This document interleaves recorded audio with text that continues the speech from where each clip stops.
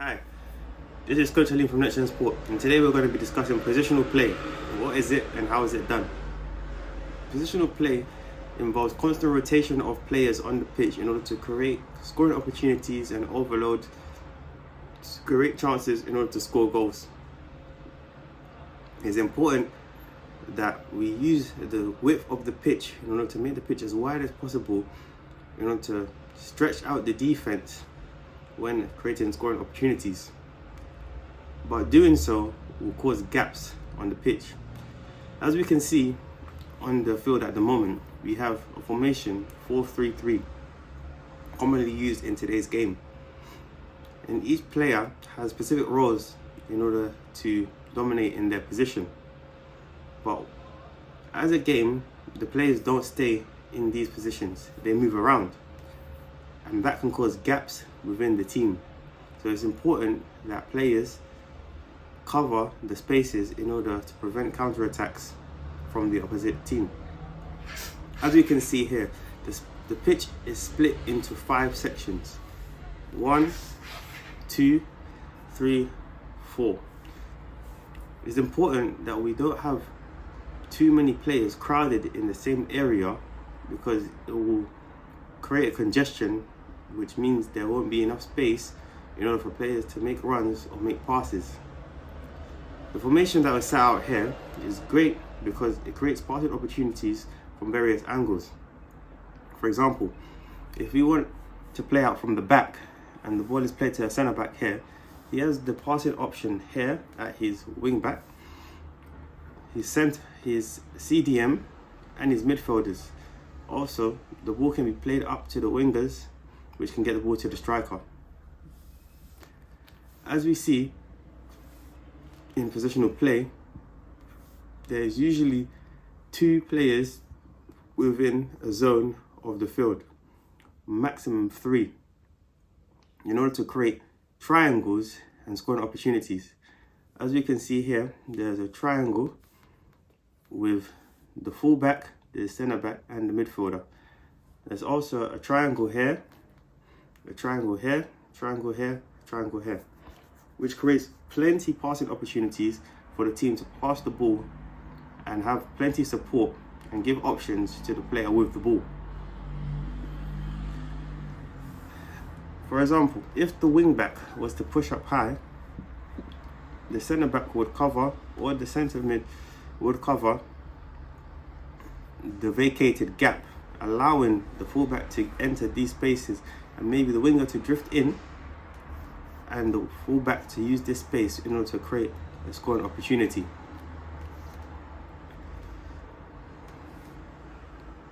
It's important that there is constant movement within the pitch. If the players are static, then it will be hard for players to find passes. So creating good angles and using the space in order to create passing opportunities for your team is essential when playing in a positional way. Another key point of positional play is understanding where the gaps are on the field.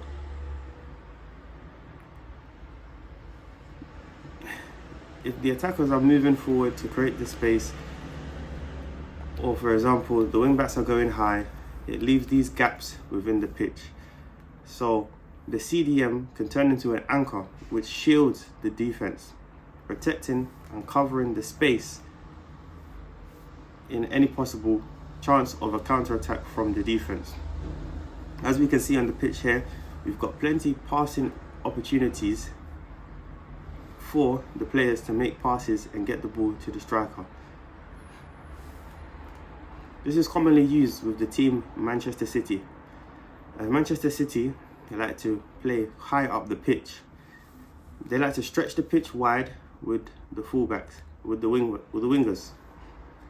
This forces the fullbacks to go back and defend, and also the wingers to defend, which allows the wingbacks to get high, creating an overload in the offense.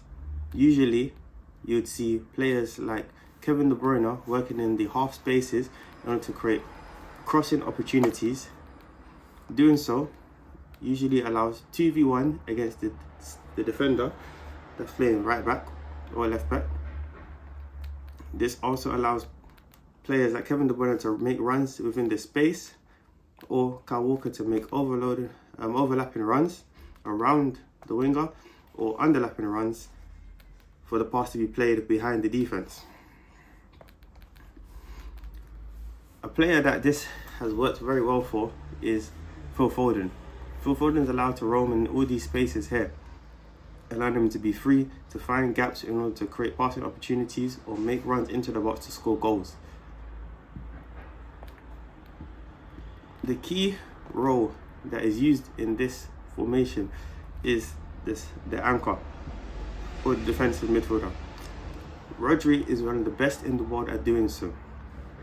Rodri shields and protects the defense in order for counter-attacks not to happen, but also creates that link between the defense and the attack, creating passing options to the fullbacks, the midfielders, and also creating opportunities for the striker.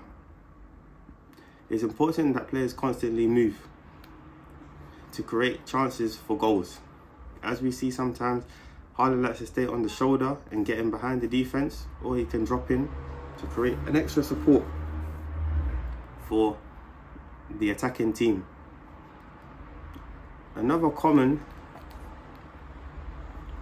thing that we see within the modern day game is the box midfield, where we have players like John Stones who may step into midfield here to create a box.